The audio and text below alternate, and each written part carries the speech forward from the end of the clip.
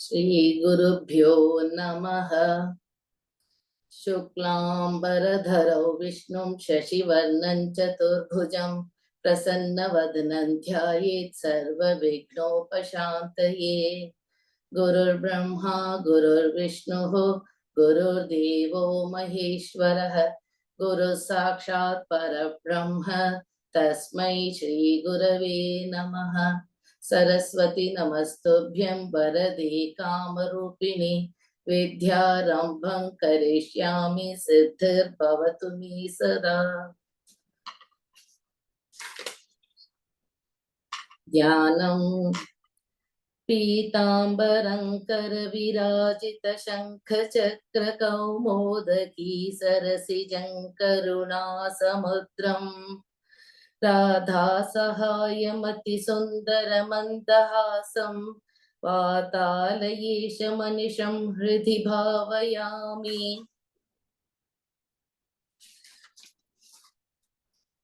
ॐ नमो भगवते वासुदेवाय। ॐ श्रीकृष्णाय परब्रह्मणे नमः। अथ श्रीमन्नारायणीयं प्रथमं दशकं श्री भगवान् महिमानुवर्णनम्। सान्द्रानन्दावबोधात्मकमनुपमितं कालदेशावधिभ्यां निर्मुक्तं नित्यमुक्तं निगमशतसहस्रेण निर्भास्यमानम् अस्पष्टं दृष्टमात्रे पुनरुरुपुरुषार्थात्मकं ब्रह्मतत्त्वम् तत्तावत् भाति साक्षात् गुरुपवनपुरे हन्तभाग्यं जनानाम्। एवं दुर्लभ्य वस्तुन्यपि सुलभतया हस्तलब्धे यदन्यत् तन्वा वाचा धिया वा भजति बत जनः शुद्रतैव स्फुटेयम्। एते तावत् वयन्तु स्थिरतरमनसा विश्वपीडापहत्यै निःशेषात्मानमीनं गुरुपवनपुराधीशमेवाश्रयामः। सत्वं यत्तत्पराभ्यामपरिकलनतो निर्मलं तेन तावत् भूतैर्भूतेन्द्रियैस्तेव पुरति बहुशः श्रूयते व्यासवाक्यम्। तत्स्वच्छद्वाददच्छादितपरसुखचिद्गर्भनिर्भास्य रूपम्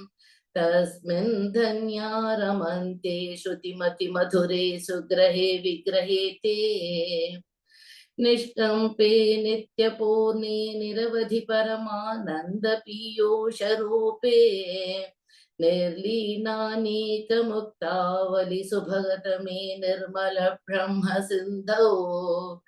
कल्लोलोलासतुल्यं खलु विमलतरं सत्त्वमाहुस्तदात्मा कस्मान्नो निष्कलस्त्वं सकल इति वचस्त्वत्कलास्वेव भूमन् निर्व्यापारोऽपि निष्कारणमज भजसे यत्क्रियामीशनाख्यां तेनैवोदेति लीना प्रकृतिरसति कल्पापि कल्पादिकाले तस्याः संशुद्धमंशं कमपि तमतिरोधायकं सत्त्वरूपं सत्त्वं धृत्वा दधासि स्वमहिमविभवाकुण्ठवैकुण्ठरूपम्। तत्ते प्रत्यग्रधारा ललितकला यावलीकेलिकारम् लावण्यस्यैकसारं सुकृतिजनदृशां पूर्णपुण्यावतारम् लक्ष्मी निःशङ्कलीला निलयनमृतस्यन्दसन्दोहमन्तः सिञ्चित् सञ्चिन्तकानां वपुरनुकलये मारुतागारनाथ कष्टाति सृष्टिचेष्टा बहुतर भवखेदावहा जीवभाजाम् इत्येवं पूर्वमालोचितमजितमया नैव मध्याभिजाने। नो चेज्जीवः कथौ वा मधुरतरमिदं त्वत्वपुश्चिद्रसार्द्रम् नेत्रैः श्रोत्रैश्च पीत्वा परमरससुधां बोधिपूरीरमेरन् नम्राणां सन्निधत्ते सततमपि पुरस्तैनरभ्यर्थितानभ्यर्तान् कामानजस्रम् वितरति परमानन्दसान्द्रां गतिं च इत्तन्निःशेषलभ्यो निरवधिकफलः पारिजातो हरित्वम् क्षुद्रन्तं शक्रवाटी द्रुममभिलषति व्यर्थमर्त्यव्रजोऽयम् कारुण्यात् काममन्यं ददति खलु परे स्वात्मदस्तौ विशेषात् ऐश्वर्यादीशतेऽन्ये जगति परजने स्वात्मनोऽपीश्वरस्त्वम् त्वय्युच्चैरारमन्ति प्रतिपदमधुरे चेतनास्फीतभाग्याः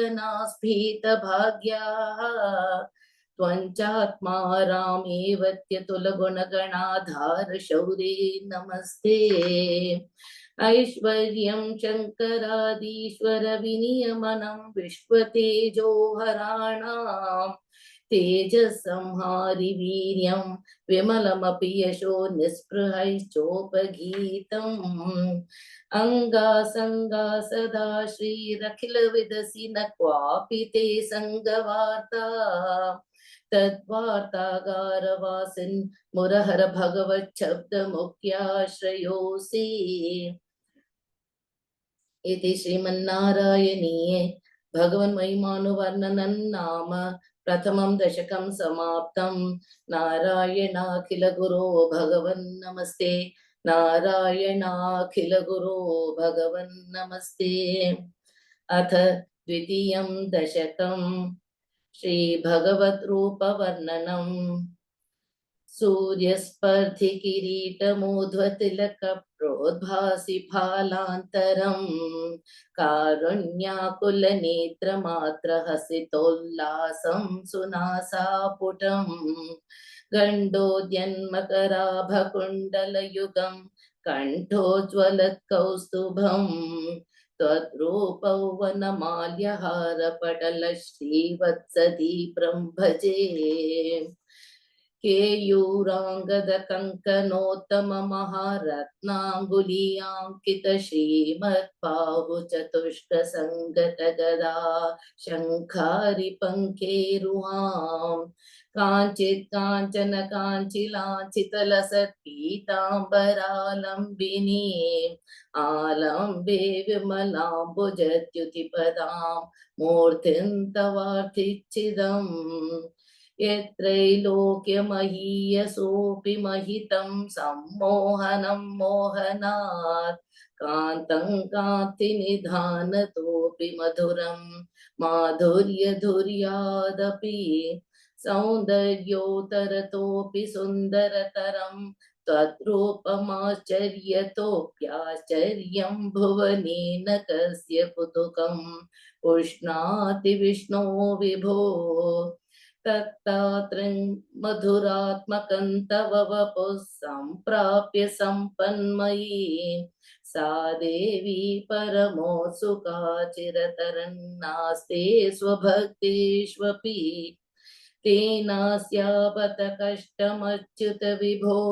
त्वद्रूपमानोक्यकप्रेम स्थैर्यमयाद चापलबला चापल्यवार्तोदभूत् लक्ष्मीस्तावकरामनीयकहृदैवेयं परेष्वस्थिरेत्यस्मिन्नन्यदपि प्रमाणमधुना वक्ष्यामि लक्ष्मीपते ये त्वध्यानगुणानुकीर्तनरसा सक्ता हि भक्ता जनाः तेष्वेषा वसति स्थिरैव दयित प्रस्तावदत्तादरा एवं भूतमनोज्ञतान वसुधा निष्ट्यन्दसन्दोहनं तद्रूपं परचित्रसायनमयं चेतोहरं शृण्वताम् सत्य प्रेरयते मतिं मदयते रोमाञ्चयत्यङ्गकम् व्यासिञ्चत्यपि शीतबाष्पविसरैरानन्दमूर्च्छोद्भवैः एवं भूततया हि भक्तभिहितो योगस्य योगत्वयात् कर्मज्ञानमयाद् भृशोतमतरो योगीश्वरै गीयते सौन्दर्यैकरसात्मके त्वयि खलु प्रेम प्रकर्षात्मिका भक्तिर्निश्रममेव विश्वपुरुषैर्लभ्या रमावल्लभ निष्कामन्नियतस्वधर्मचरणं यत्कर्म योगाभिधं तद्दूरेत्य फलै यदोपनिषदज्ञानोपलभ्यं पुनः तत्तौ व्यक्ततया सुदुर्गमतरं चित्तस्य तस्माद् विभो त्वत्प्रेमात्मकभक्तिरेव सततं स्वादीयसी श्रेयसी अत्यायासकराणि कर्मपटलान्याचर्य निर्यन्मलाः बोधे भक्तिपथे तवाप्युचितता मायान्ति किं तावता क्लिष्ट्वा तर्कपथे परन्तव वपुर्ब्रह्माख्यमन्ये पुनः चित्ताद्रत्वमृते विचिन्त्य बहुभिः सिद्ध्यन्ति जन्मान्तरैः त्वद्भक्तिस्तु कथारसामृतझरी निर्मज्जनेन स्वयं सिद्ध्यन्ति पदवीमक्लेशतस्तन्वती सद्यः सिद्धिकरी जयत्ययि विभो सैवास्तु मे त्वत्पदप्रेम प्रौढिरसाद्रता द्रुततरं वातालयाधीश्वर इति श्रीमन्नारायणीये श्रीभगवद्रूपवर्णनं नाम द्वितीयं दशकं समाप्तम्। नारायणाखिल गुरो भगवन् नमस्ते नारायणाखिल गुरो भगवन् नमस्ते। अथ तृतीयं दशकं भक्तस्वरूपवर्णनं भक्तिप्रार्थना च पठन्तो नामानि प्रमदभरसिन्धौ निपतिताः स्मरन्तो रूपन्ते वरद कथयन्तो गुणकथाः चरन्तो ये भक्तास्त्वयि खलु रमन्ते परममोहन् अहं धन्यान् मन्ये समधिगत सर्वाभिलषितान् गदक्लिष्टं कष्टं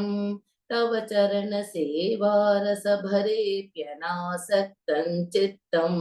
भवति बत विष्णो कुरु दयां भवत्पादाम्भोजस्मरण रसिको नाम निवहान् अहं गायं कुहचन विवत्स्यामि विजने कृपाति जाता चेत् किमिव न हि लभ्यन्तनुभृताम् मदीय क्लेशौघ प्रशमन दशा नाम कियती न के लोकेऽस्मिन्न निशमयि शोकाभिरहिताः भवद्भक्ता मुक्ता सुखगतिमसक्ता विदधते मुनिप्रौढारूढा जगति खलु गूढात्मगतयः भवत्पादाम्भोजस्मरणविरजो नारदमुखाः चरन्ति शस्वैरं सततपरिनिर्भातपरचित् सदानन्दाद्वैतस्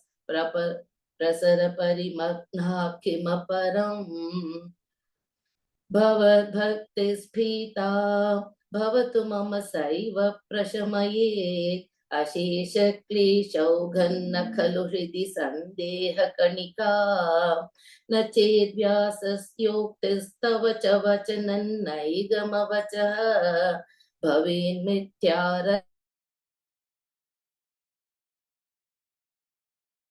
भवद्भक्तिस्तावत् प्रमुखमधुरा त्वत्गुणरसात् किमप्यारूढा चेत् अखिल परिताप प्रशमनी पुनश्चान्ते स्वान्ते विमल परिबोधोदयमिलन् महानन्दाद्वैतं दिशति किमतः प्रार्थ्यमपरम् विधूय क्लेशान् मे कुरु चरणयुग्मं धृतरसं भवक्षेत्रप्राप्तौ करमपि च ते पूजनविधौ भवन्मूर्त्यालोके नयनमतते पादतुलसी परिघ्राणे घ्राणं श्रवणमपि ते चारुचरिते प्रभूताधिव्याधिप्रसभचलिते मामकहृदि त्वदीयं त्वद्रूपं परमसुखचिद्रूपमुदीयात् उदञ्चत् रोमाञ्चो गलितबहुहर्षाशु निवहः यथा विस्मर्यासं दुरुपशमपीडा परिभवान् मरुद्गेहाधीश त्वयि खलु पराञ्चोऽपि सुखिनः भवस्नेही सोऽहं सुबहु परितप्ये च किमिदम् अकीर्तिस्ते मा भूद्वरद गदभारं प्रशमयन् भवद्भक्तोत्तं सं झटिति कुरु मां कंसदमन विमुक्तैर्भूयोभिस्तव हि करुणा यावतुदीयात् अहं तावदेव प्रहितविविधार्थप्रलपितः पुरक्लप्ते पादे वरद तव नेष्यामि दिवसान् यथाशक्त्यो व्यक्तं नतिनुति निषेवा विरचयन् इति श्रीमन्नारायणीये भक्तस्वरूपवर्णनं भक्तिप्रार्थना चेति तृतीयं दशकं समाप्तं नारायणाखिलगुरो भगवन् नमस्ते नारायणाखिलगुरो भगवन् नमस्ते। अथ चतुर्थं दशकम् अष्टाङ्गयोगवर्णनं योगसिद्धिवर्णनं च कल्यतां मम कुरुष्व तावतीं कल्यते भवतु पासनय्यया स्पष्टमष्टविधयोगचर्यया पुष्टया श्रुतव तुष्टिमाप्नुयाम् ब्रह्मचर्य दृढतादिभिर्यमैराप्लवादि नियमैश्च पाविताः कुर्महे दृढममी सुखासनं पङ्कजाद्यमपि वा भवत्पराः तारमन्तरनुचिन्त्य सन्ततं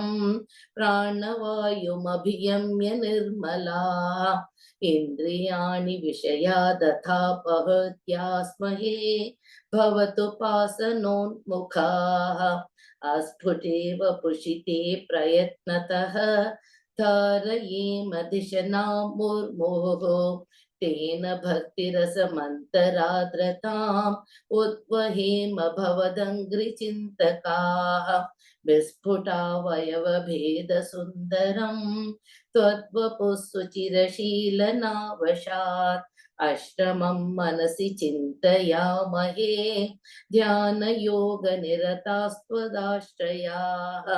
ध्यायतां सकलमूर्तिमीदृशीम् उन्मिषन् मधुरताहृतात्मनां सान्द्रमोदरसरूपमान्तरं ब्रह्मरूपमयि देव भासते त्वत्समासवदनरूपिणीं स्थितिं त्वत्समाधिमयि विश्वनायक आश्रिताः पुनरतः परिच्युतौ आरभेमहि च धारणादिकम् इत्थमभ्यसन निर्भरोल्लसत् त्वत्परात्मसुखकल्पितोत्सवाः मुक्तभक्तकुलमौलिताङ्गताः सञ्चरेम शुकनारदादिवत् त्वत्समाधिविजये तु यः पुनर्मक्षुमोक्षरसिकः क्रमेण वा योगवश्यमनिलं षडाश्रयैयुन्नरत्युज सुषुम्नया शनैः लिङ्गदेहमपि सन्त्यजन्नतः लीयते त्वयि परे निराग्रहः ऊर्ध्वलोककुतुकीतुमूर्धतः सार्धमेव करणैर्निरीयते अग्निवासरवलक्षपक्षगैरुत्तरायणजुषा च दैवतैः प्रापितो रविपदं भवत्परः मोदवान् ध्रुवपदान्तमीयते आस्थितोऽथ महरालये यदा शेषवक्त्रदहनोष्मनाद्यते ईयते भवतु पाश्रयस्तदा वेधसः पदमतः पुरैव वा तत्र वा तव पदेथ वा वसन् प्राकृतप्रलय एति मुक्ततां स्वेच्छया खलु पुरा विमुच्यते संविभिद्य जगदण्डमोजसा तस्य चक्षितिपयो महो निलद्यो महत्प्रकृतिसप्तकावृत्तिः तत्तदात्मकतया विशन् सुखी याति ते पदमनावृतौ विभो अर्चिरादिगतिमीदृशी व्रजन् विच्युतिन्न भजते जगत्पते सच्चिदात्मक भवद्गुणोदयान् उच्चरन्तमनिलेश पाहि माम् इति श्रीमन्नारायणीये अष्टाङ्गयोगवर्णनं योगसिद्धिवर्णनं चेति चतुर्थं दशकं समाप्तम् नारायणाखिलगुरो भगवन् नमस्ते नारायणाखिलगुरो भगवन् नमस्ते अथ पंचमं दशकं विराट पुरुषोत्पत्तिवर्णनम् व्यक्ता व्यक्तमिदन्न किञ्चित् अभवत् प्राकृतप्रक्षये मायायां गुणसाम्यरुद्धविकृतौ त्वय्यागतायाल्लयम् नो मृत्युश्च तदामृतं च समभून् नान्हो न रात्रिस्थितिः तत्रैकस्त्वमशिष्यथा किल परान् नंद प्रकाशात्मना कालकर्म गुणाश्च जीवनिवहा विश्वञ्च कार्यो विभो चिल्लीलारतिमेयुषि त्वयि तदा निर्लीनता माययुः तेषान्नैव वदन्त्य सत्त्वमयि भो शक्त्यात्मना तिष्ठताम् नो चेत् किं गगनप्रसूनसदृशां भूयो भवेत् सम्भवः एवं च द्विपरार्धकालविगता वीक्षांसि सृक्षात्मिकाम् बिभ्राणि त्वयि चक्षुभे त्रिभुवनी भावाय माया स्वयं मायातः खलु कालशक्तिरखिला दृष्टं स्वभावोऽपि च प्रादुर्भूय गुणान् विकास्य विदधुस्तस्याः सहायक्रियाम् माया सन्निहितो प्रविष्ट वपुषा साक्षीति गीतो भवान् भेदैस्तां प्रतिबिम्बतो विविशिवान् जीवोऽपि नैवापरः कालादिप्रतिबोधिताथ भवता सञ्चोदिता च स्वयं माया सा खलु बुद्धितत्त्वमसृजत् योऽसौ महानुच्यते तत्रासौ त्रिगुणात्मकोऽपि च महान् सत्त्वप्रधानः स्वयं जीवेऽस्मिन् खलु निर्विकल्पमहमत्तु जीवेऽस्मिन् खलु निर्विकल्पमहमित्युद्बोधनिष्पादकः चक्रेऽस्मिन् सविकल्पबोधकमहं तत्त्वं महान् खल्वसौ सम्पुष्टं त्रिगुणैस्तमोति बहुलं विष्णो भवत्प्रेरणात् सोऽहं च त्रिगुणक्रमात् त्रिविधता मासाद्य वैकारिकः भूयस्तैजस तामसा विधि भवान् नाध्येन सत्त्वात्मना देवानिन्द्रियमानिनो कृतदिशा वार्ताकपाश्यश्विनः मन्येन्द्राच्युतमित्रकान् विधुविधैः श्रीरुद्रशारीरकान् भूमन्मानसबुद्ध्यहङ्कृतिमिलिच्चित्ताख्यवृत्त्यन्वितम् तच्चानन् तच्चान्तःकरणौ विभो तव बलात् सत्त्वांश एवासृजत् जातस्तैजसतो दशेन्द्रियगणस्तत्तामसांशात् पुनः तन्मात्रं नभसो मरोत्पुरपते शब्दो जनित्वत्बलात् शब्दाद् व्योम ततः ससर्जित विभो स्पर्शन्ततो मारुतम् तस्मात् रूपमतो महोथ चरसं तोयं च गन्धं महीन् एवं माधव पूर्वकलनादाद्याद्य धर्मान्वितं भूतग्राममिमं त्वमेव भगवन् प्राकाशयस्तामसात् एते भूतगणास्तथेन्द्रियगणा देवाश्च जाताः पृथक् नोषे कुर्भुवनाण्ड निर्मितिविधौ देवैरमीभिस्तदा त्वन्नानाविधसूक्तिभिर्नुतगुणस्तत्त्वान्यमोऽन्याविशन् चेष्टाशक्तिमुदीर्य तानि घटयन् हैरण्यमण्डौ व्यधाः अण्डन्तः खलु पूर्वसृष्टसलिले तिष्ठत्सहस्रं समाः निर्भिन्दन्न कृताश्चतुर्दश जगद्रूपौ विराडाह्वयम् साहस्रैकरपादमूर्ध्नि निवहैर्निःशेष जीवात्मकः निर्भातोऽसि मरुत्पुराधिपसमां त्रायस्य सर्वामयात् इति श्रीमन्नारायणीये विराट पुरुषोत्पत्ति वर्णनं नाम पंचमं दशकं समाप्तं नारायणाखिल गुरो भगवन् नमस्ते नारायणाखिल गुरो भगवन् नमस्ते अथ षष्ठं दशकं विराट देहस्य जगदात्मत्ववर्णनम् एवं चतुर्दश जगन्मयताङ्गतस्य पातालमीश तव पादतलौ वदन्ति पादोध्वदेशमपि देवरसातलन्ते गुल्फद्वयं खलु महातलमद्भुतात्मन् जङ्घे तलातलमथो सुतलं च जानो किञ्चोरुभागयुगलौ वितलातले द्वे क्षोणीतलं जघनमम्बरमङ्घनाभिः वक्षश्च चक्रनिलयस्तव चक्रपाणे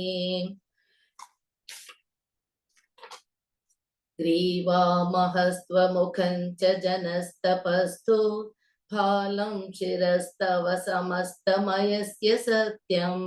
एवं जगन्मयतनो जगदाश्रितैरप्यन्नैर्निबद्धवपुषेव भगवन् नमस्ते त्वद्ब्रह्मरन्ध्रपदमीश्वर विश्वकन्ध छन्दांसि केशवघनस्तव केशपाशाः उल्लासि चिल्लियुगलं द्रुहिणस्य गेहम् पक्ष्माणि रात्रिदिवसौ सविता च नेत्रे निःशेष विश्वरचना च कटाक्षमोक्षः कर्णौ दिशौ श्रीयुगलं तव नासिके द्वे लोभत्रपे च भगवन्नधरोतरोष्ठौ तारागणश्च दशनाशमनश्च दंष्ट्रा मायाविलासहसितं श्वसितं समीरः जिह्वाजलौ वचनमीश शकुन्तपङ्क्तिः सिद्धादयस्वरगणा मुखरन्ध्रमग्निः देवाभुजास्तनयुगं तव धर्मदेवः पृष्ठं त्वधर्म इह देव मनस्सुधांशुः अव्यक्तमेव हृदयाम्बुजमम्बुजाक्ष कुक्षिः समुद्रनिवहा वसनन्तु सन्ध्ये शेफः प्रजापतिरसौ वृषणौ च मित्रः श्रोणीस्थलं मृगगणाः पदयोर्नखास्ते अस्त्युष्टसैन्धवमुखागमनन्तु कालः विप्राधिवर्णभवनौ वदनाब्जबाहु चारूरुयुग्मचरणं करुणाम्बुधे ते संसारचक्रमयि चक्रधर क्रियास्ते वीर्यं महासुरगणोऽस्ति कुलानि शैलाः नाड्यः सरित्समुदयस्तरवश्च रोम जियाधिदौ वपुर्निर्वचनीयमीश ईदृग्जगन्मयवपुस्तव कर्म भाजां कर्मावसानसमये स्मरणीयमाहुः तस्यान्तरात्मवपुषे विमलात्मने ते पातालयाधिप नमोऽस्तु निरुन्धिरोगान् इति श्रीमन्नारायणीये विराट्देहस्य जगदात्मत्ववर्णनं नाम षष्ठं दशकं समाप्तं नारायणाखिलगुरो भगवन् नमस्ते नारायणाखिलगुरो भगवन् नमस्ते।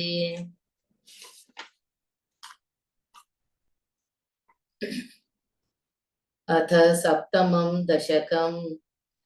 हिरण्यगर्भोत्पत्तिवर्णनं वैकुण्ठदर्शनं च एवं देव चतुर्दशात्मक जगद्रूपेण जातः पुनः तस्योध्वं खलु सत्यलोकनिलये जातोऽसि धाता स्वयं यं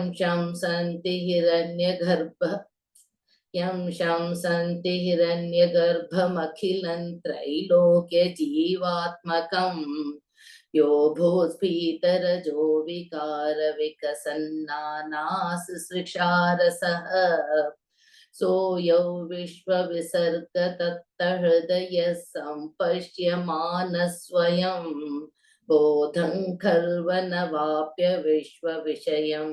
चिन्ताकुलस्तस्थिवान् तावत् त्वं जगतां पते तपतपेत्येवं हि वैहायसीं वाणीमेव नमशिश्रवश्रुतिसुखां कुर्वन् तपः प्रेरणाम् कोऽसौ मामवदत् पुमानिति जलापूर्णे जगन्मण्डले दिक्षोद्वीक्ष्य किमप्यनीक्षितवता वाक्यार्थमुत्पश्यता दिव्यौ वर्षसहस्रमात तपसा तेन त्वमाराधितः तस्मै दर्शितवानसि स्वनिलयं वैकुण्ठमेकाद्भुतं माया यत्र कदापि नो विकुरुते भाते जगद्भ्यो बहिः शोकक्रोधविमोह साध्वसमुखा भावास्तु दूरङ्गताः सान्द्रानन्दझरी च यत्र परमज्योतिः प्रकाशात्मके तत्ते धाम विभावितौ विजयते वैकुण्ठरूपौ विभो यस्मिन्नाम चतुर्भुजा हरिमनिश्यामा वदात्तत्विषः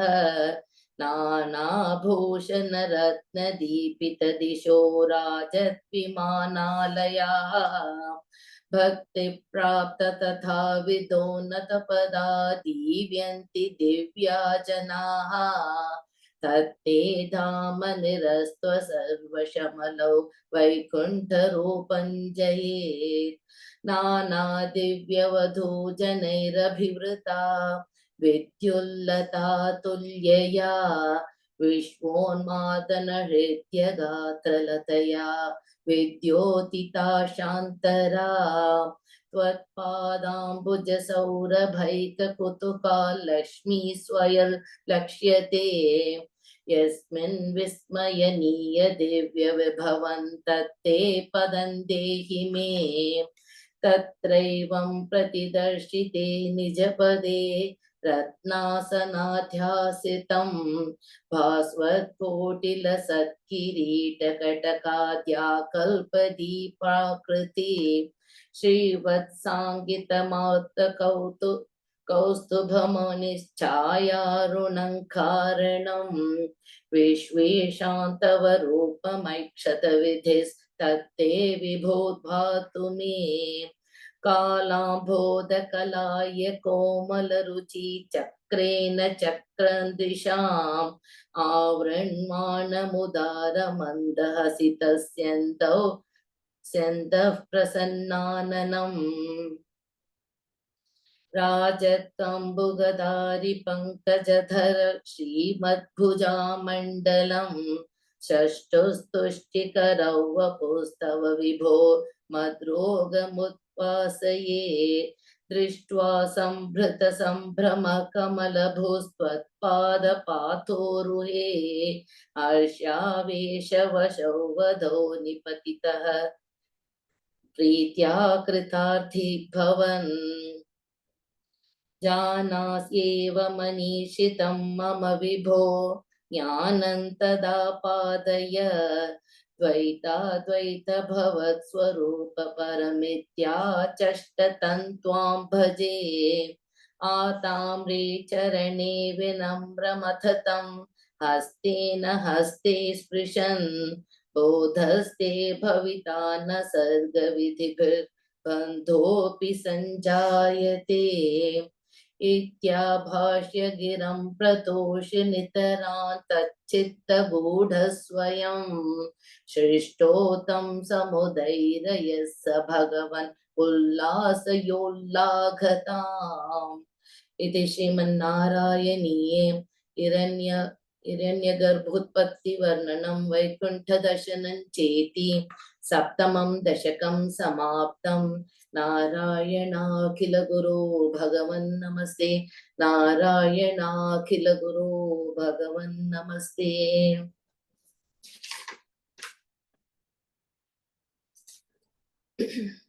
अथ अष्टमं दशकं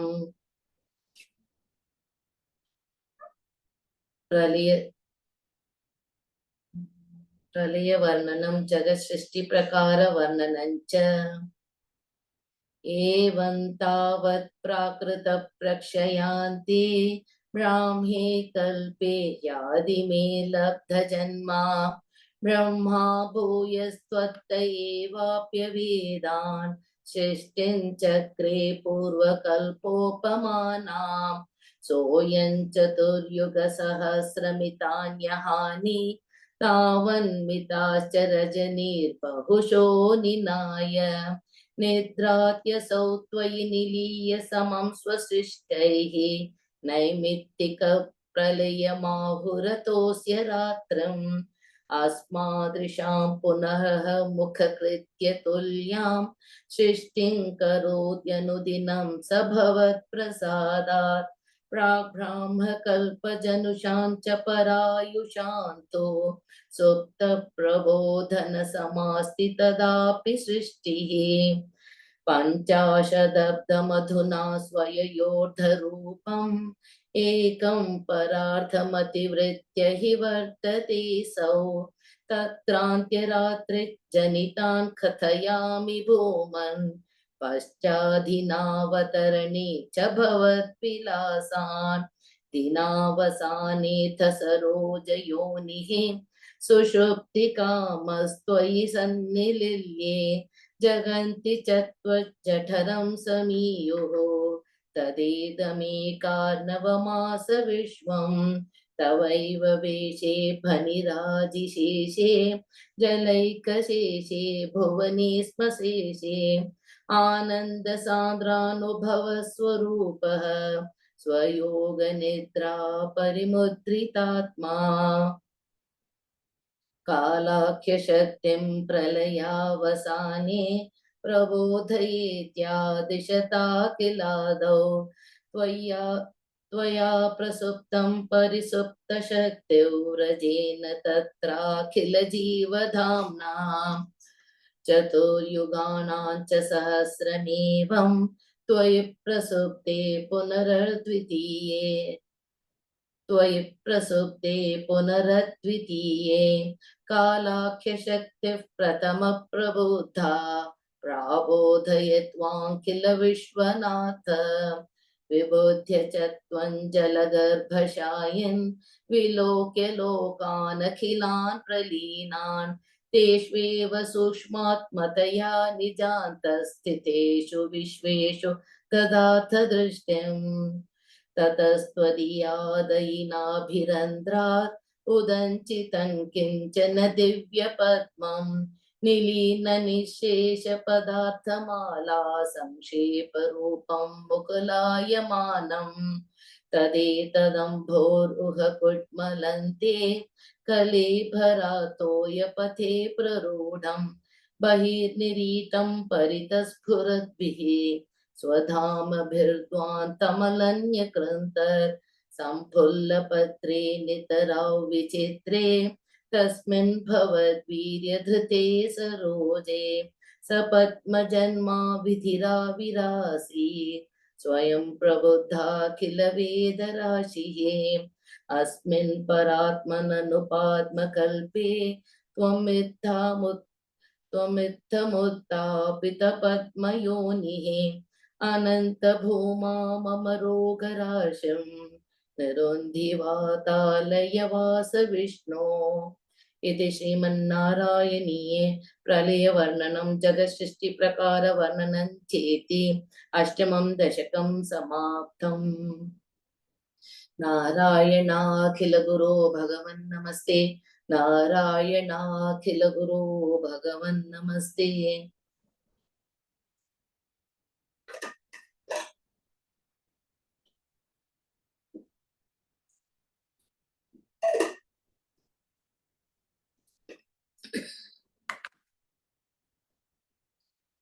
अथ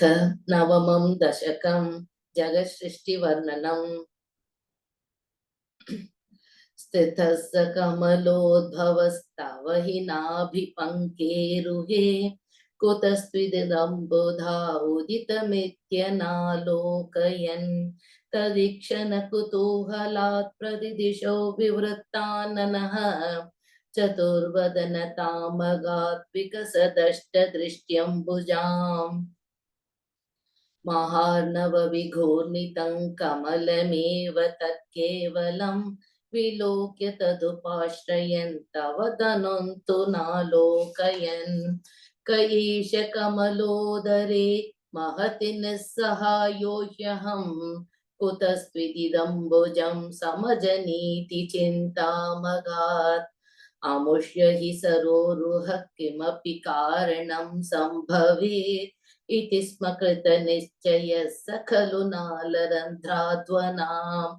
स्वयोगबलविद्यया समवरूढवान् प्रौढधीः त्वदीयमतिमोहनं न तु कलेबरं दृष्टवान्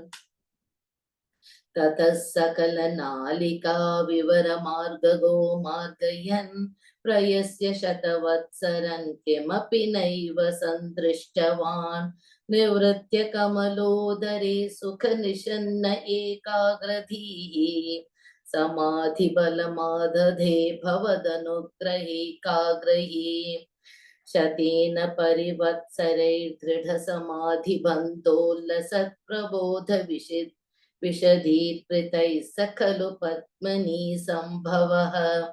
अदृष्टचरमद्भुतौ तव हि रूपमन्तर्दृशा व्यचष्ट परितुष्टधीर्भुजगभोगभागाश्रयम् किरीटमुकुटोल्लसत्कटकहारकेयूरयुङ्मणिस्फुरितमेखलं सुपरिवीतपीताम्बरम् कलाय कुसुमप्रभं कलतलोलसत्कौस्तुभं वपुस्तदयि भावये कमलजन्मनेव दर्शितम् श्रुतिप्रकरदर्शित प्रचुर वैभव श्रीपते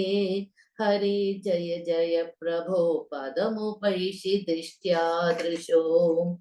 कुरुष्व धियमाशु मे भुवन निर्मितौ कर्मठाम् इति द्रुहिणवर्णितस्वगुणबं हि मा पाहि माम् लभस्व भुवनत्रये रचन दक्षतामक्षताम् गृहानमदनुग्रहं कुरु तपश्च भूयो विधे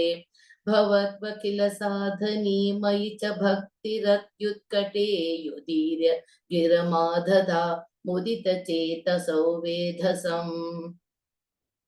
शतं कृततपास्ततः स खलु दिव्य संवत्सरान् अवाप्य च तपोबलं मतिबलं च पूर्वाधिकम् उदीक्ष्य किल सकम्पितं पयसि पङ्कजौ वायुना भवद्बलविजृम्भितः पवनपातसी पीतवान् तवैव कृपया पुनः सरसिजेन तेनैव सह अक प्रकल्प्य भुवनत्रयीं प्रववृते प्रजा निर्मितौ तथाविध कृपाभरो गुरुमरुत्पुराधीश्वर त्वमाशु परिपाहि मां गुरुदयोक्षितैरीक्षितैः इति श्रीमन्नारायणीये वर्णनं नाम नवमं दशकं समाप्तम् नारायणाखिल गुरो भगवन् नमस्ते नारायणाखिल गुरो भगवन् नमस्ते। अथ दशमं दशकं सृष्टिवैविध्यवर्णनम् वैकुण्ठवर्धितबलोऽथ भवत्प्रसादात् अम्भोजयो निसृजत् किल जीवदेहान् स्थास्नोनि भूरुहमयानि तथा तिरश्चाम् जातं मनुष्यनिवहानपि देवभेदान्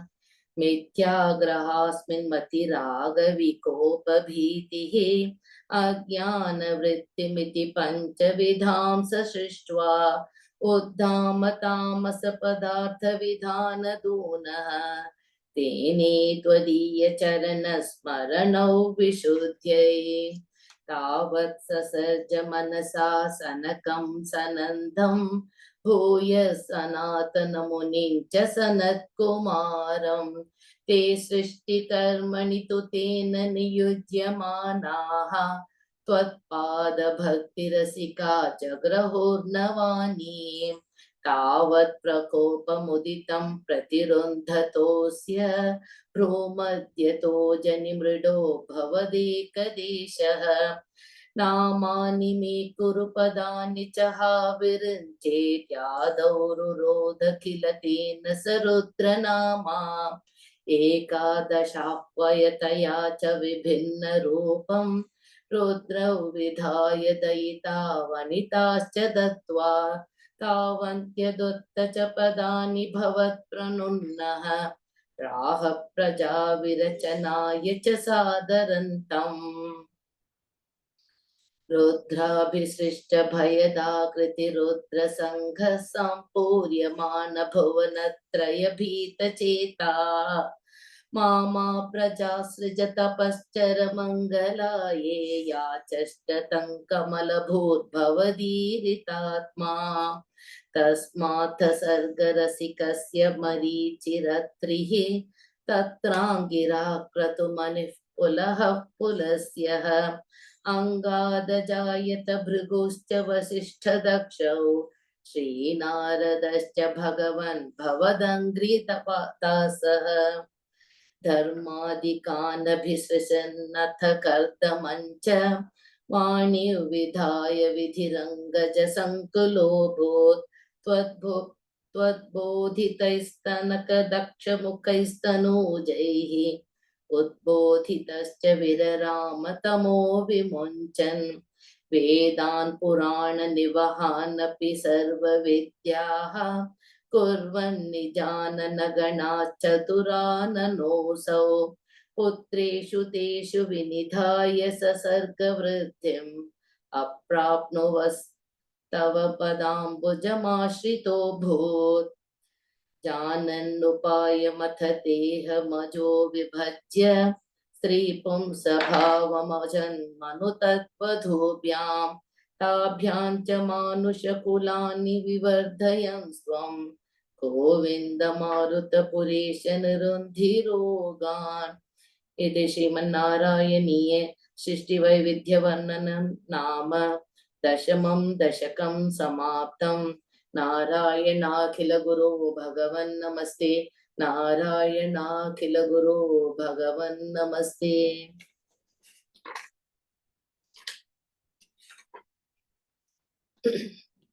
अथ एकादशं दशकम्। सनकादीनो वैकुण्ठप्रवेशवर्णनं जय विजय शापवर्णनं हिरण्यकशिपु हिरण्याक्षोत्पत्तिवर्णनं च क्रमेण सर्गे परिवर्धमाने कदापि दिव्या सनकादयस्ते भवद्विलोकाय विकुण्ठलोकं प्रपेदिरे मारुतमन्दिरेश मनोज्ञैः श्रेयस्काननाद्यैः अनेकवापि मणिमन्दिरैश्च अनोपमन्तं भवतो निकेतं मुनीश्वराः प्रापुरतीतकक्ष्याः भवद्दृक्षोन् भवनौ विवेक्षोन् द्वास्थौ जयस्तान् विजयोऽप्यरुन्धां तेषां च चित्ते पदमापकोपः सर्वं भवत्प्रेरणयैव भूमन् वैकुण्ठलोकानुचितप्रचेष्टौ कष्टौ युवान् दैत्यगतिं भजेतम् इति प्रशप्तौ भवदाश्रयौ तौ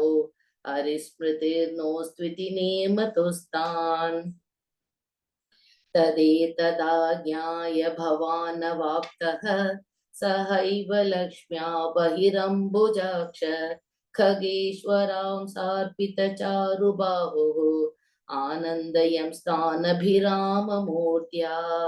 प्रसाद्य गिर्भिस्तुवतो मुनीन्द्रान् अनन्यनाथावथ पार्षदौ त्वौ संरम्भयोगेन भवैस्त्रिभिर्माम् उपेतमित्याथ कृपन्यगादीः त्वदीयभृत्यावथ काश्यपातौ सुरारिवीरावुदितौ द्वौ सन्ध्यासमुत्पादनकष्टचेष्टौ यमौ च लोकस्य यमाविवान्यौ हिरण्यपूर्वः कशिपो किलैकः परो हिरण्याक्ष इति प्रतीतः उभौ भवन्नाथमशेषलोकम् रुषान्यरुन्धान् निजवासनान्धौ तयोर्हिरण्याक्ष महासुरेन्द्रः गणाय धावन्ननवाप्तवैरी भवत्प्रियाक्ष्मां सलिले निमज्य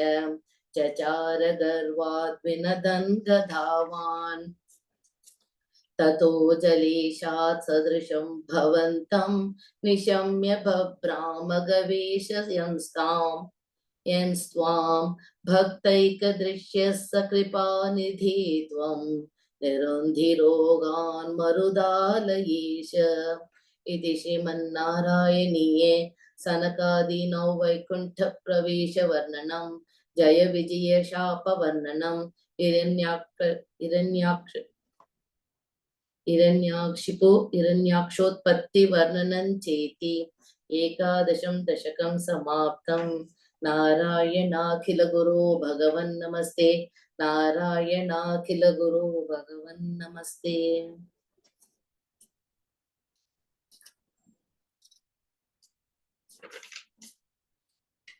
अथ द्वादशं दशकं वराहावतारवर्णनं भूम्युद्धरणवर्णनं च स्वायम्भुवो मनुरथो जनसर्गशीलः दृष्ट्वा महीमसमये सलिले निमग्नां षष्ठारमापशरणं भवदङ्घ्रिसेवा तुष्टाशयं मुनिजनैः सह सत्यलोके कष्टं प्रजा सृजति मय्यवनिर्निमग्ना स्थानं सरोजभव कल्पय तत्प्रजानाम् इत्येवमेष कथितो मनुना स्वयंभुः अम्भोरुहाक्ष तव पादयुगौ व्यचन्ति आहा विभो जलमहन्यपिबं पुरस्तात् अद्यापि मज्जति मही किमहं करोमि इत्थं त्वदङ्घ्रियुगलं शरणय्यतोऽस्य नासापुटात् समभव शिशुकोलरूपी अङ्गुष्ठमात्रवपुरित्पतितः पुरस्तात् भूयोऽथ कुम्भिसदृशः समजिह्रथास्त्वम् अभ्रे तथा विधमुदीक्ष्य भवन्तमुच्चैः विस्मीरतौ विधिरगात् सह सूनुभिः स्वैः कोसावचिन्त्य महिमा किटिरुत्थितो मे नासापुटात् किमु भवेदजितस्य माया इत्यो विचिन्त्य यति धातरि शैलमात्रः सद्यो भवन् किल जगर्जित घोरघोरं तन्ते निनादमुपकर्ण्य जनस्तपस्थाः सत्यस्थिताश्च मुनयोर्नुनुवोर्भवन्तं तत्स्तोत्रहर्षुलमनः परिनद्य भूयः तोयाशयो विपलमूर्तिरवातरस्त्वम् ऊर्ध्वप्रसारि परिधूम्रविधूतरोमा प्रोक्षिप्तवालधिरवाङ्मुखघोरघोणः तूर्णप्रदीनजलदः परिघूर्णदक्ष्णा स्तोतॄन्मुनीन् शिशिरयन्नवतेरितत्वम् अन्तर्जलं तदनु सङ्कलनक्रचक्रम् भ्राम्यतिमिङ्गिलकुलं कलशोर्मिमालम् आविश्य भीषणरवीनरसातलस्थान् आकम्पयन् वसुमती मगवेशयस्त्वं दृष्ट्वाथ दैत्यहतकेन रसातलान्ते संवेशितान् झटिति कूटकिटिर्विभो त्वम् आपातुकान् विगणय्य सुरारिखेटान् तं श्राङ्कुरेण वसुधा मदधा सलीलम् अभ्युद्धरणथ दरान् दशनाग्रलग्नमुस्ताङ्कुराङ्कित इवाधिकपीवरात्मा उद्धूत घोरसलिला जलधेरुदञ्चन् क्रीडावराहवपुरीश्वर पाहि रोगात् इति श्रीमन्नारायणीये वराहावतार वर्णनं भूम्युद्धरण वर्णनं चेति द्वादशं दशकं समाप्तं नारायणाखिल गुरो भगवन् नमस्ते नारायणाखिल गुरो भगवन् नमस्ते अथ त्रयोदशं दशकं हिरण्याक्षवधवर्णनम् हिरण्याक्षं तावत् वरद भवदन्वेषणपरं चरन्तं संवर्ते पयसि निजजङ्घा परिमिते भवद्भक्तो गत्वा कपटपटुधीर्नारदमुनिः शनैरुचे नन्दन् दनुजमपि निन्दं स्तव फलम् समायावी विष्णोर्हरति भवदीया वसुमती प्रभो कष्टं कष्टं किमिदमिति तेनाभिगतितः नदन् क्वासौ क्वासाविति च मुनिना दर्शितपथः भवन्तं सम्प्रापद्धरणिधरमुद्यन्तमुदकात् अहो आरुण्योऽयं मृग इति हसन्तं बहुतरैः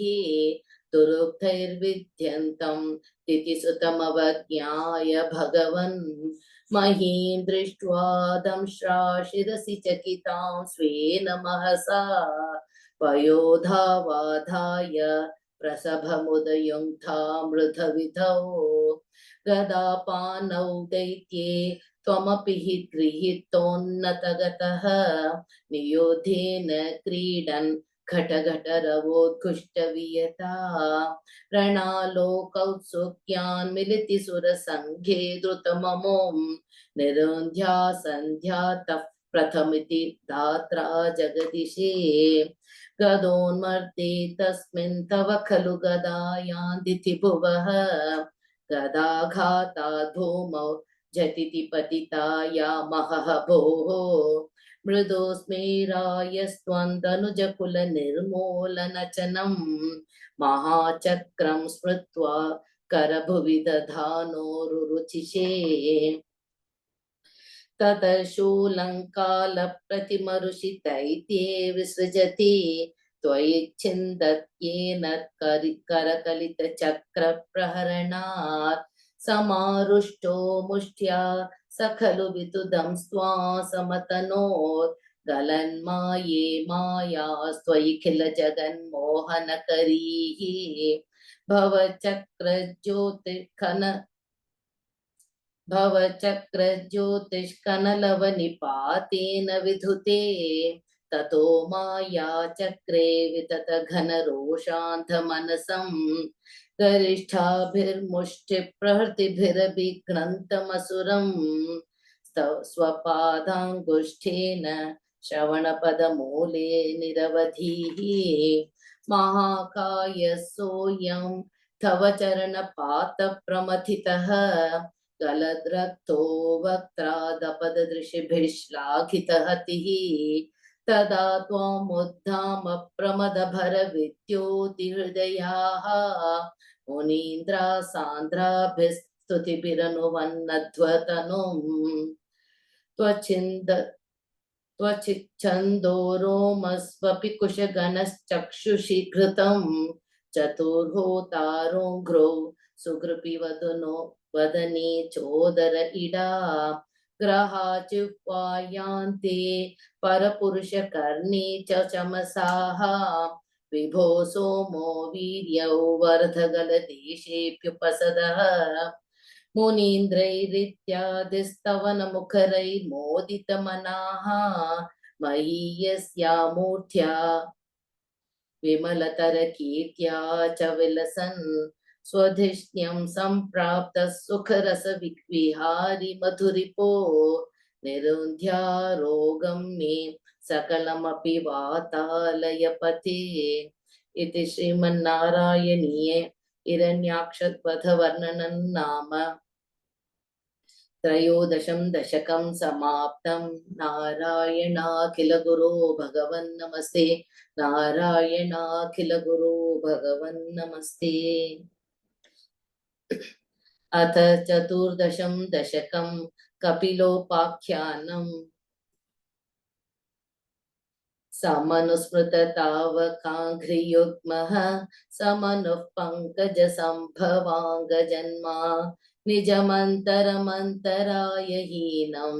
चरितं ते कथयन् सुखन्निनाय समये खलु तत्र कर्दमाख्यः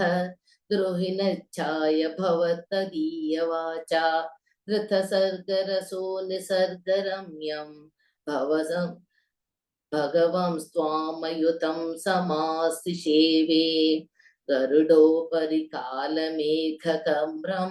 विलसत्केलिसरोजपाणिपद्मं हसितोल्लसिताननं विभो त्वम् हसितोल्लसिताननौ विभो त्वं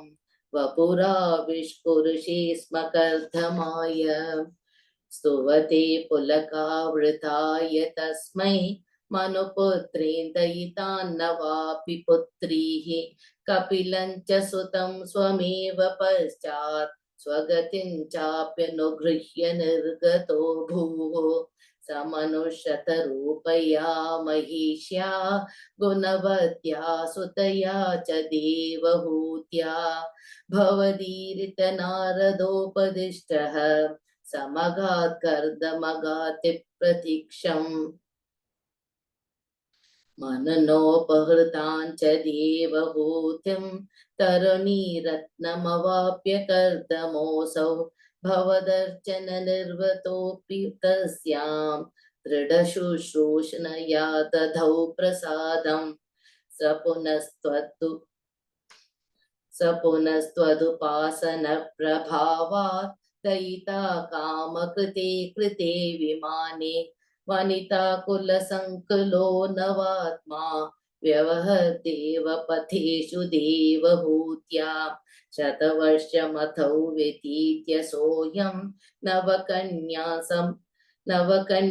समवाप्य धन्यरूपाः वनयानसमुद्यतोऽपि कान्ता हृतकृत्वज्जननोत्सुको न्यवात्सीत् निजभर्तृगिरा भवन्निषेवा निरतायामथ देवदेवहूत्यां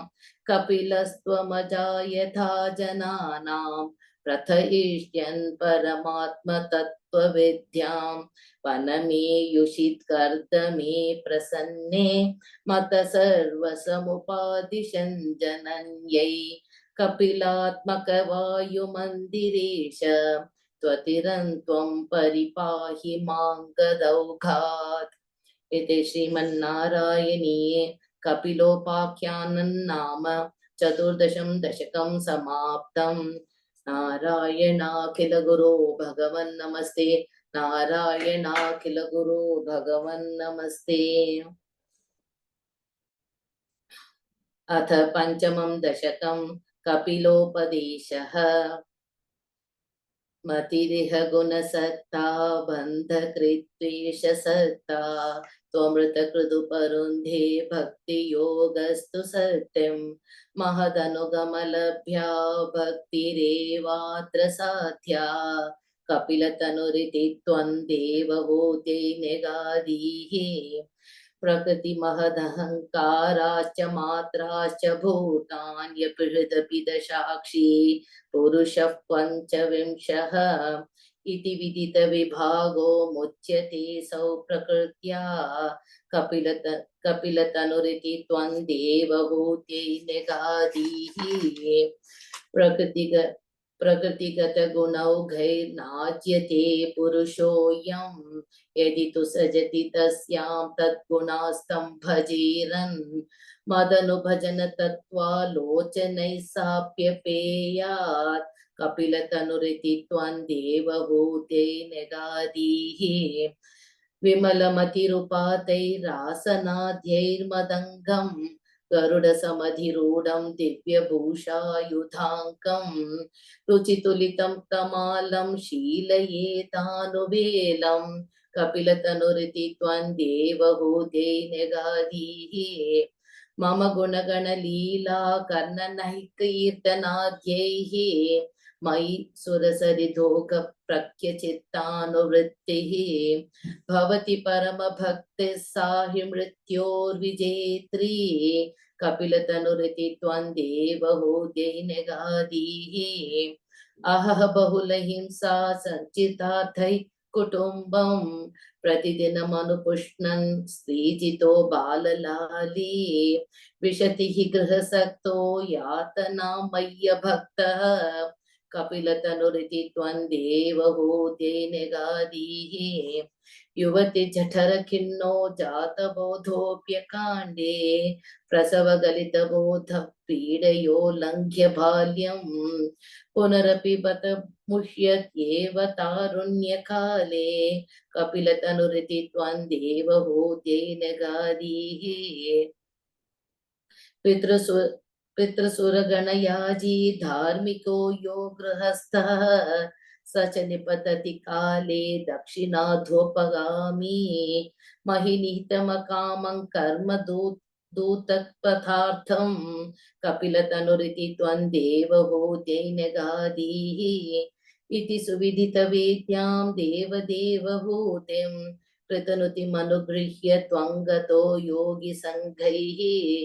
विमलमतिरथासौ भक्तियोगेन मुक्ता त्वमपि जनहितार्थौ वर्तसे प्रागुदीच्यां परम किमु बहुक्त्या त्वत्पदाम्भोजभक्तिं सकलभयविनेत्रीं सर्वकामोपनेत्रीं वदसि खलु दृढं त्वं तत्त्वधूर्यामयान्मे गुरुपवनपुरेश त्वय्युपाधत्स्व भक्तिम् इति श्रीमन्नारायणीये कपिलोपदेशन् नाम पंचदशं दशकं समाप्तं। नारायणाखिल गुरो भगवन् नमस्ते। नारायणाखिल गुरो भगवन् नमस्ते।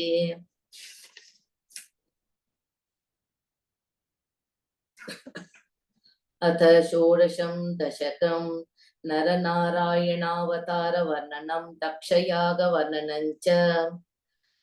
दक्षो विरिञ्च तनयोऽथ मनोस्तनूजां लब्ध्वा प्रसूतिमिह षोडश चापकन्याः। धर्मी त्रयोदश ददौ पितृषु स्वधाञ्च स्वाहां हविर्भुजि सतिं गिरिशे त्वदंशे। मृत्मूर्तेर्हि धर्मगृहिणीं सुषवे भवन्तं नारायणं नरसखं महितानुभावम्। यज्जन्मनि प्रमुदितः कृततूर्यघोषाः पुष्पोत्करान् प्रववृषुर्नुनुवुः सुरौघाः। दैत्यं सहस्रकवचं कवचैः परीतं साहस्रवत्सर तपः समराभिलव्यैः पर्याय निर्मित तपः समरौ भवन्तौ। शिष्टैकखङ्कटममुन्यहतां सलीलम् अन्वाचरन्नुपदिशन्नपि मोक्षधर्मं त्वं भ्रातृमान् बदरिकाश्रममध्यवासीः। शक्रोत ते शमतपोबलं निस्सहात्मा दिव्यांगना परिवृतं प्रजिघायमानं। कामो वसन्तमलया निलबन्धुशाली कान्ता कटाक्ष विशिखैर्विकसद्विलासैः। विध्यन् मुहुरकम्पमुदीक्ष्य च त्वां भीतस्त्वयाथ जगदे मृदुहासभाजा। भीत्यालमङ्गज वसन्त सुराङ्गणावः मन्मानसत्वः जिषुध्वमिति ब्रुवाणः। त्वं विस्मयेन परितस्तुवतामथैषां प्रादर्शयस्व परिचारककातराक्षीः। सम्मोहनाय मिलिता मदनादयस्ते त्वद्दासिका परिमलैः किल मोहमापुः। दत्तां त्वया च जगृहुस्त्रपयैव सर्वस्वर्वासि गर्वशमनीं पुनरुर्वशीं ताम्। दृष्ट्वोर्वशीं तव कथाञ्च निशम्य शक्रः पर्याकुलो जनिभवन् महिमावमर्शात्। एवं प्रशान्तरमणीयतरावतारात् त्वत्तोऽधिको वरद कृष्णतनुस्त्वमेव। दक्षस्तु धातुरतिलालनया रजोऽन्तः नात्यादृतस्त्वयि च कष्टमशान्तिरासीत्। येनौ वरुन्धस भवत्तनुमेव शर्वम्। यज्ञे च वैरपिशुने स्वसुताौ व्यमानेत्। क्रुद्धेशमर्थितमखः स तु क्रुद्धशीर्षः देवप्रसादितहरा दत्तलब्धजीवः। त्वत्पूरितक्रतुवरः पुनरापशान्तिं सत्वं प्रशान्तिकर पाहि मरुत्पुरेश। इति श्रीमन्नारायणीये नरनारायणावतार वर्णन दक्षयागवर्णनं चेति षोडशं दशकं समाप्तं। नारायणाखिल गुरो भगवन् नमस्ते। नारायणाखिल गुरो भगवन् नमस्ते। अथ सप्तदशं दशकं ध्रुवचरितवर्णनम्। उत्तानपादनृपतेर्मनुनन्दनस्य जाया बभूव सुरचिर्नितरामभीष्टा। अन्यासु नीतिरिति भर्तुरनादृता सा त्वामेव नित्यमगतिः शरणं गताभूत्। अङ्गे पितुः सुरचिपुत्रकमुत्तमन्तं दृष्ट्वा द्रुहः किल सुनीतिसुतोऽधिरोक्ष्यन्। आचिक्षिपे किलु शिशुः सुतरां सुरच्या दुःसन्त्यजा खलु भवद्विमुखैरसूयां। त्वन्मोहिते पितरि पश्यति दारवश्ये दूरं दुरक्ति निहतः स गतो निजाम्बाम्। सापि स्वकर्मगतिसन्तरणाय पुंसां त्वत्पादमेव शरणं शशवे शशंस आकर्ण्यसोऽपि भवदर्चन निश्चितात्मा मानी निरेत्य नगरात् किल पञ्चवर्षः सन्दृष्ट नारद निवेदित मन्त्रमार्गः त्वामारराध तपसा मधुकाननान्ते ताते विषण्ण हृदये नगरीं गतेन श्रीनारदेन परिसान्त्वितचित्तवृत्तौ बालस्त्वदर्पितमनः क्रमवर्धितेन निन्ये कठोर तपसा किल पञ्चमासान् तावत् तपोबलनिरुच्छ्वसिते दिगन्ते देवार्तितस्त्वमुदयत् करुणार्द्रचेताः त्वद्रूपचिद्रसनिलीनमतेः पुरस्तात् आविर्बभूविथ विभो गरुडाधिरूढः त्वद्दर्शन प्रमद भारतरङ्गितन्तं धृग्भ्यां निमग्नमिव रूपरसायनीते तुष्टूषमानमवगम्य कपोलदेशे संस्पृष्टवान् सिद्धरेण तथादरेण तावद्विबोध विमलं प्रणुमन्तमेनम् आभाषथास्त्वमवगम्य तदीयभावं राजञ्चिरं समनभूय भजस्व भूयः सर्वोत्तरं ध्रुवपदौ विनिवृत्तिहीनम् इत्युच्चिषित्त्वयि गते नृपनन्दनोऽसौ आनन्दिताखिलजनो नगरीमुपेतः रेमे चिरं भवदनुग्रहपूर्णकामः ताते गते च वनमादृतराज्यभारः यक्षेण देवनिहते पुनरुत्तमेऽस्मिन् यक्षैः स युद्धनिरतो विरतो मनोज्ञा शान्त्या प्रसन्न हृदयात् धनदादुपेतात् त्वद्भक्तिमेव सुदृढामवृणोन्महात्मा अन्ते भवत्पुरुषनीतविमानयातः मात्रा समन्ध्रुवपदे मुदितो यमास्ते एवं स्वभृत्य जनपालनलोलधीस्त्वं पातालयाधिपनिरुन्धि ममामयौघान् इति श्रीमन्नारायणीये ध्रुवचरितवर्णनं नाम सप्तदशं दशकं समाप्तं नारायणाखिल गुरो भगवन् नमस्ते नारायणाखिल गुरो भगवन् नमस्ते।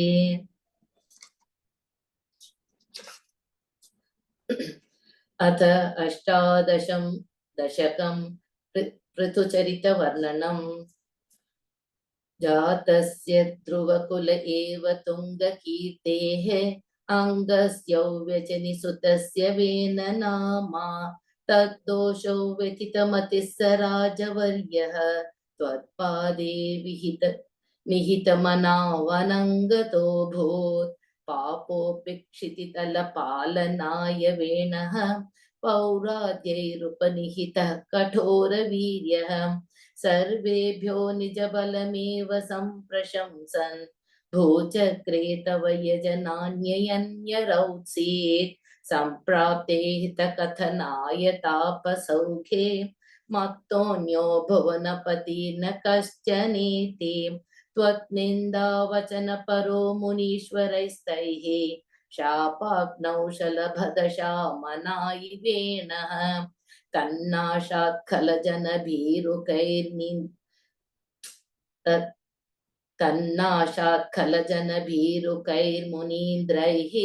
तन्मात्रा चिरपरिरक्षिते तदङ्गे त्यक्ताघे परिमथिता दथोरुदण्डात् दोर्दण्डे परिमथिते त्वमाविरासीः विख्यातः पृथुरिति तापसोपदिष्टैः सत्योदयः परिणुत भावि भूरि वीर्यः वेनात्या कबलित सम्पदं धरित्रीम् आक्रान्तान् निज धनुषा समामकाशीः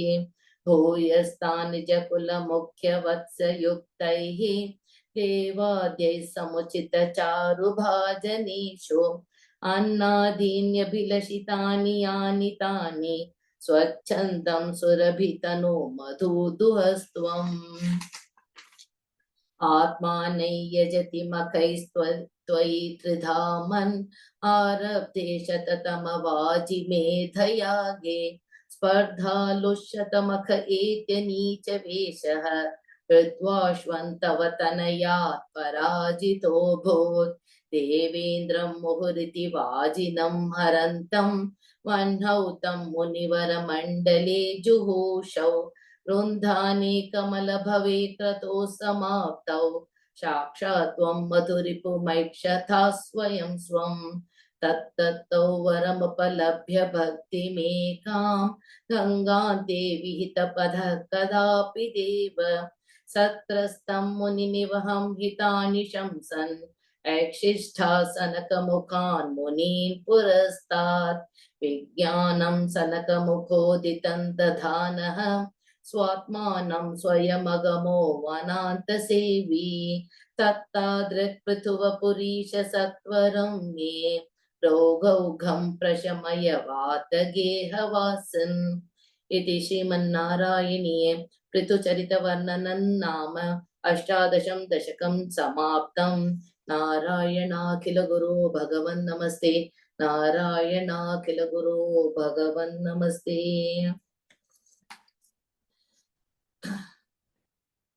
अथ एकोनविंशं दशकम्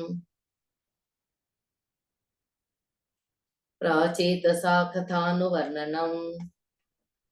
पृथोस्तु नप्ता पृथुधर्मकर्मठः प्राचीनबर्हिर्युवतौ शतद्रुतौ प्रचेतसो नाम सुचेतसः सुतान् अजीजनत्वत्करुणाङ्कुरानिव पितुश्रुशिक्षा निरतस्य शासनात् भवत्तपस्याभिरता दशापि ते पयोनिधिं पश्चिममेत्य तत्तटे सरोवरं सन्ददृशुर्मनोहरं तदा भवतीर्थमिदं समागतः भवोद्भवत्सेवकदर्शनादृतः प्रकाशमासाद्य पुरः प्रचेतसाम् उपादिशद्भक्ततमस्तवस्तवं स्तवं जपन्तस्तममी जलान्तरे भवन्तमासे विशतायुतं समाः भवत्सुखास्वादरसादमीश्वियान् बभूव कालो ध्रुववन्न तपोभिरेषामतिमात्रभवर्तिभिः स यज्ञहिंसा निरतोऽपि पावितः पितापि तेषां गृहयातनारद प्रदर्शितात्मा भवदात्मता ययौ कृपाबलेनैव पुरः प्रचेतसां प्रकाशमागाः पतगेन्द्रवाहनः विराजिचक्रादिवरायुधांशुभिः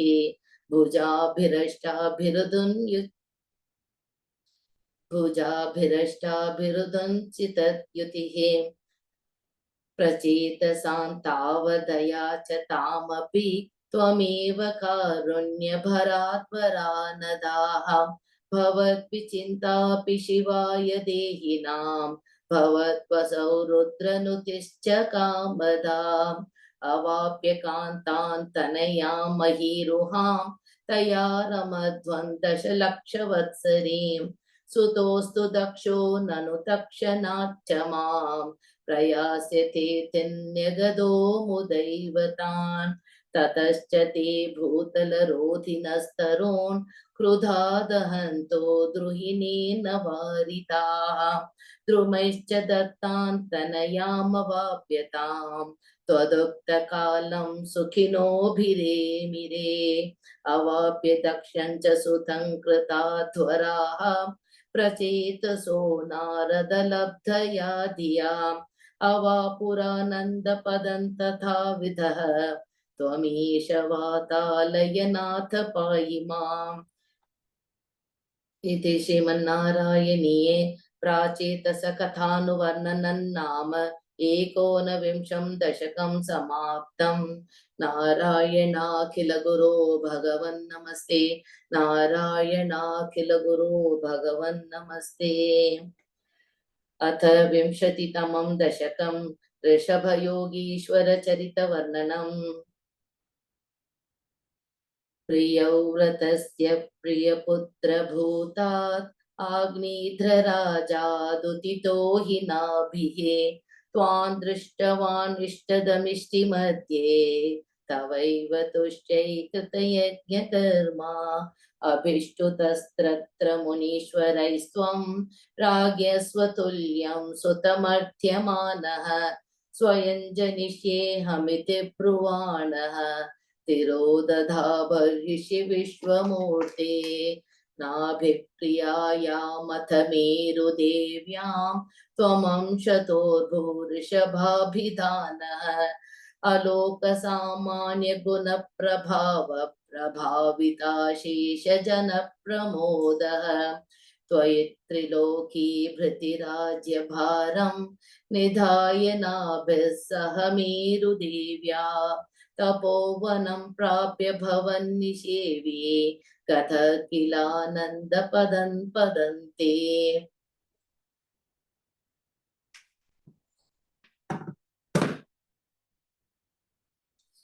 इन्द्रस्त्वदुत्कर्षकृताधमर्षात् ववर्ष्य नास्मिन्न जना भवर्षे यदा तदा त्वन्निजयोगशक्त्या स्ववर्षमेनद्व्यदधासु वर्षम् जितेन्द्रदत्तां कमनीं जयन्तीम् अथोद्वहन्नात्मरताशयोऽपि अजीजनस्तत्र शतन्तनूजान् येषां क्षितीशो भरतोऽग्रजन्मा न वा भवन् योगिवरा नवान्ये त्वपालयन् भारतवर्षखण्डान् सैकात्वशीतिस्तव शेषपुत्राः तपोबलात् भूसुरभूयमीयुः उक्त्वा सुतेभ्योऽथ मुनीन्द्रमध्ये विरक्तिभक्त्यन्वितमुक्तिमार्गम् स्वयं गतः पारमहंस्य वृत्तिम् अधा जडोन्मत्तपिशाचचर्यां परात्मभूतोऽपि परोपदेशं कुर्वन् भवान् सर्वनिरस्यमानः विकारहीनो विचचार कृत्स्नां महीमहीनात्मरसाभिलीनः शयौ रतङ्गो मृगकाकचर्यां चिरञ्चरन्नाप्य परं स्वरूपं दवाहृताङ्घः कुटुकाचले त्वं तापान् ममापाकुरु वातनाथ। इति श्रीमन्नारायणीये ऋषभयोगीश्वरचरितवर्णनं नाम विंशतितमं दशकं समाप्तं। नारायणाखिल गुरो भगवन् नमस्ते। नारायणाखिल गुरो भगवन् नमस्ते।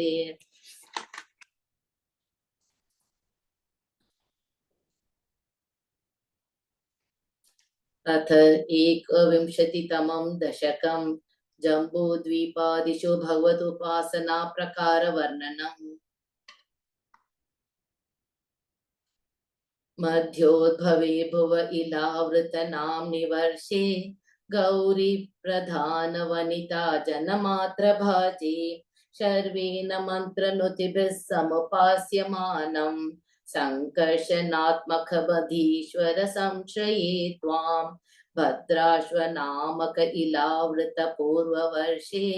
भद्रश्रवोभिऋषिभिः परिणूयमानम् कल्पान्तगूढनिगमोद्धरणप्रवीणं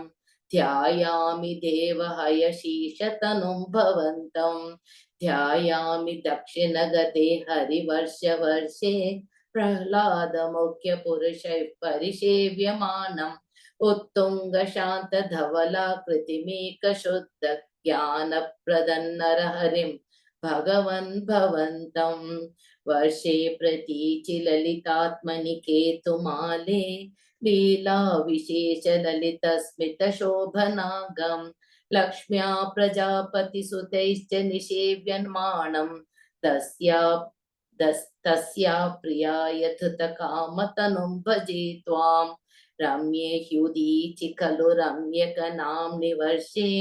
तद्वर्ष्यनाथमनुवर्य सपर्यमाणम् भक्तैकवत्सलममत्सरहृत्सुभान्तम् मत्स्याकृतिं भुवननाथ भजे भवन्तम् वर्षं हिरण्मयत् समाह्वयमौतराहम् आसीनमधृधति कर्मठकामठाङ्गम् संसेवते पृथुगणप्रवरोऽयमायं तन्त्वां भजामि भगवन् परिचिन्मयात्मन् किञ्चोत्तरेषु पुरुषप्रियया धरण्या संसेवितो महितमन्त्रनुतिप्रभेदैः दंश दंश्राघ्रकृष्ठगणपृष्ठगरिष्ठवर्ष्मा त्वं पाहि विज्ञनुत यज्ञवराहमूर्ते यां यां दिशं भजति किं पुरुषाख्यवर्षे संसेवितो हनुमता दृढभक्तिभाजा सीताभिराम परमाद्भक्त सीताभिराम परमाद्भुतरूपशाली रामात्मकः परिलसन् परिपाहि विष्णो श्रीनारदेन सह भारतखण्डमुख्यैः त्वत्साङ्ख्ययोगनुतिभिः समुपास्यमानः आकल्पकालमिह साधुजनाभिरक्षी नारायणो नरसखः परिपाहि भूमन् प्लाक्षे प्लाक्षेर्करूपमहिषाल्मल इन्दुरूपं द्वीपे भजन्ति कुशनामहिवह्निरूपं क्रोञ्चेम्भुरूपमथ वायुमयं च शाके त्वां ब्रह्मरूपमपि पुष्करनाम्नि लोकाः सर्वै ध्रुवादिभिरुडुप्रकरैर्ग्रहैश्च पुच्छादिकेष्ववयवेष्वभिकल्प्यमानैः त्वं शिंचुमारवपुषा महतामुपास्यः सन्ध्यासुरुन्धि नरकं मम सिन्धुशायिन् पातालमूलभुवि शेषतनुं भवन्तं लोलैककुण्डल विराजिसहस्रशीर्षं नीलाम्बरन्धृतहलं भुजगाङ्गनाभिः जुष्टं भजे हरगदान् गुरुगेहनाथ इति श्रीमन्नारायणीये जम्बूद्वीपादिषु भगवदुपासना प्रकारवर्णनं नाम एकविंशतितमं दशकं समाप्तम् नारायणाखिल गुरो भगवन् नमस्ते नारायणाखिल गुरो भगवन् नमस्ते अथ द्वाविंशतितमं दशकम् अजामिलोपाख्यानम् अजामिलो नाम महीसुरः पुरा चरन् विभो धर्मपथान् गृहाश्रमी गुरोर्गिरा काननमेत्य दृष्टवान् सुदृष्टशीलां कुलटां मदाकुलां स्वतः प्रशान्तोऽपि तदा हृदाशयः स्वधर्ममुत्सृज्य तया समारमन् अधर्मकारी दशमी भवन् पुनः दधौ भवन्नामयुते सुते रतिं समृत्युकाले यमराज किङ्करान् भयङ्करां स्त्रीनभिलक्षयन् भिया पुरा मनाक्त्वत्स्मृतिवासनाबलात् जुहाव नारायण नामकं सुतं दुराशयस्यापि तदा त्वनिर्गतत्वदीयनामाक्षरम् दुराशयस्यापि तदा त्वनिर्गतत्वदीयनामाक्षरमात्रवैभवात् पुरोभिपेतुर्भवदीयपार्षदाः चतुर्भुजा पीतपटा मनोरमाः अमुञ्च सम्पाश्य विकर्षतो भटान् विमुञ्चतेत्यारुरुधुर्बलादमी निवारितास्ते च भवज्जनैस्तदा तदीयपापन्निखिलन्यवेदयन् भवन्तु पापानि कथन्तु निष्कृते कृतेऽपि भो दण्डनमस्ति पण्डिताः न निष्कृतिः क्यौ विदिता भवादृशाम् इति प्रभो त्वत्पुरुषा बभाषिरे श्रुतिस्मृतिर्भ्यो विहिता व्रतादयः पुनन्ति पापं न लुनन्ति वासनाम् अनन्तसेवा तु निकृन्तति द्वयीम् इति प्रभो त्वत्पुरुषा बभाषिरे अनेन भो जन्म सहस्रकोटिभिः कृतेषु पापेष्वपि निष्कृतिः कृता यदग्रही नाम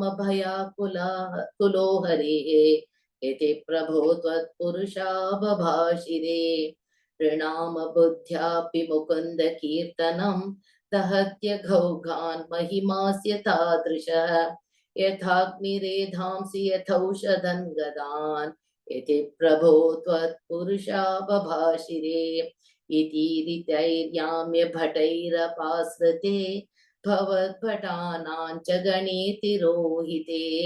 भवत्स्मृतिं कञ्चन कालमाचरन् भवत्पदं प्रापि भवद्भटैरसो स्वकिङ्करा वेदन शङ्कितो यमः त्वदङ्घ्रिभक्तेषु न गम्यतामिते स्वकीयभृत्यान् शिशिक्षदुच्चकैः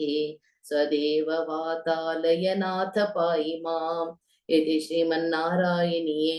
अजामिलोपाख्यानं नाम द्वाविंशतितमं दशकं समाप्तम् नारायणाखिल गुरो भगवन् नमस्ते नारायणाखिल गुरो भगवन् नमस्ते। अथ त्रयोविंशतितमं दशकं तक्षचरितं चित्रकेतुपाख्यानं च प्राचेतसस्तु भगवन् न परो हि दक्षः त्वत्सेवनौ व्यधितसर्गविवृद्धिकामः आविर्बभूविथ तदा लसदश्च बाहुः तस्मै वरं ददिथताञ्च वधूमसिग्नीम् तस्यात्मजास्त्वयुतमीश पुनस्रसहस्रं श्रीनारदस्य वचसा तव मार्गमापुः नैकत्रवासमृषये समुमोच शापं भक्तोत्तमस्पृशिरनुग्रहमेव मेने षष्ट्या ततो दुहितृभिः सृजतः कुलौघान् दौहित्रसूनुरुतस्तस्य स विश्वरूपः त्वत्स्तोत्रवर्मितमजापयदिन्द्रमाजौ देवत्वदीयमहिमा खलु सर्वजैत्रः प्राक्षूरसेन विषये किल चित्रकेतुः पुत्राग्रही नृपतिरङ्गिरसप्रभावात् लब्ध्वैकपुत्रमथ तत्र हति सपत्नी सङ्घैरमुष्यत वशस्तव माययासौ तन्नारदस्तु सममङ्गिरसा दयालुः सम्प्राप्य तावदुपदश्य सुतस्य जीवं कस्यास्मि पुत्र इति तस्य गिरा विमोहं त्यक्त्वा त्वदर्चनविधौ नृपतिन्ययुङ्क्त स्तोत्रं च मन्त्रमपि नारदतोऽथ लब्ध्वा तोषाय शेषवपुषो ननु ते तपस्यन् विद्याधराधिपतितां स हि सप्तरात्रे लब्ध्वाप्यकुण्ठमतिरन्वभजद्भवन्तं तस्मै मृणालध्रुवलेन सहस्रशीर्ष्णा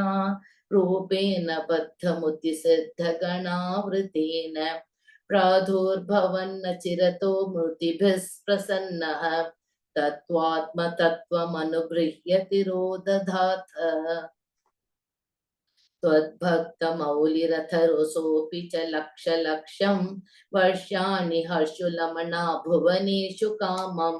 सङ्गापयन् गुणगणं तव सुन्दरीभिः सङ्गातिरेकरहितो ललितं चचार अत्यन्तसङ्गविलयाय भवत्प्रणुन्नः नूनं स्वरूपगिरिमाप्यमहत्समाजे निःशङ्कमङ्ककृतवल्लभमङ्गजारिं तं शङ्करं परिहसन्नु मयाभिषेपे निःसभ्रमस्त्वयमयाचितशापमोक्षः वृत्रासुरा त्वमुपगम्य सुरीन्द्रयोधि भक्त्यात्मतत्त्वकथनैः स्वमरे विचित्रम् शत्रोरपि भ्रमवपास्य गतः पदन्ते त्वत्सेवनेन दितिरिन्द्रवधोऽत्यतापि तान् प्रत्युतीन्द्र सुहृदो मरुतोऽभिलेपे दुष्ट्वा दुष्टाशयेऽपि शुभदैव भवन्निषेवा तत्तादृशस्त्वमव मां पवनालयेश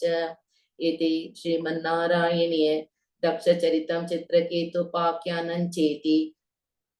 त्रयोविंशतितमं दशकं समाप्तं। नारायणाखिल गुरो भगवन् नमस्ते। नारायणाखिल गुरो भगवन् नमस्ते।